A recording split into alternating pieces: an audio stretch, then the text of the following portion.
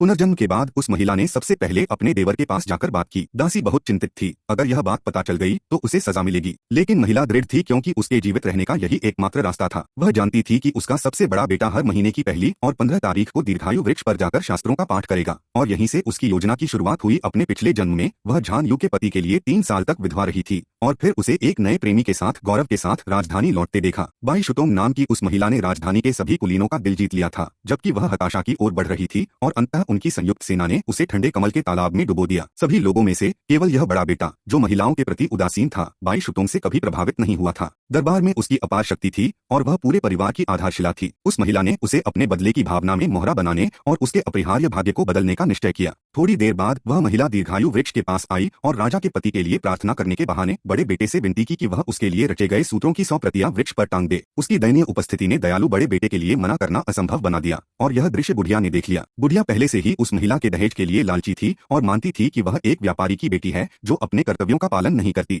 अब उसने उसे पूरी रात बाहर रहते हुए पकड़ लिया था। महिला ने इसका अंदाजा लगा लिया था और पहले से ही सब कुछ व्यवस्थित कर लिया था। बड़े बेटे के साथ हवेली लौटते समय जिस हत्यारे की उसे उम्मीद थी वह प्रकट हो गया। नाटक को और भी ज्यादा वास्तविक बनाने के लिए उस महिला ने अपनी दासी से तलवार चलवाने में भी संकोच नहीं किया। घाव जितना गहरा होता, बड़ा बेटा उसके प्रति उतना ही ज्यादा दोषी महसूस करता। हवेली वापस आकर बुढ़िया सचमुच बहुत क्रोधित हुई। बिना कोई स्पष्टीकरण दिए वह उस महिला को पैतृक भवन में ले गई और उस पर व्यभिचार का झूठा आरोप लगाते हुए उससे जबरन एक स्वीकारोक्ति पत्र पर हस्ताक्षर करवा लिए। अपने पिछले जन्म में बुढ़िया ने अपने परिवार की सारी संपत्ति हड़पने के लिए यही चाल चली थी। जैसे ही उस महिला को लगभग मरणासन अवस्था तक यातनाएं दी जा रही थीं, बड़ा बेटा समय पर पहुंच गया। उसने सबके सामने बुढ़िया के झूठ का पर्दाफाश किया और बताया कि महिला को आने में देरी इसलिए हुई क्योंकि वह सम्राट के लिए प्रार्थना कर रही थी और हवेली लौटते समय उस पर घात लगाकर हमला किया गया था। वह खुद उसे वापस ले गया था।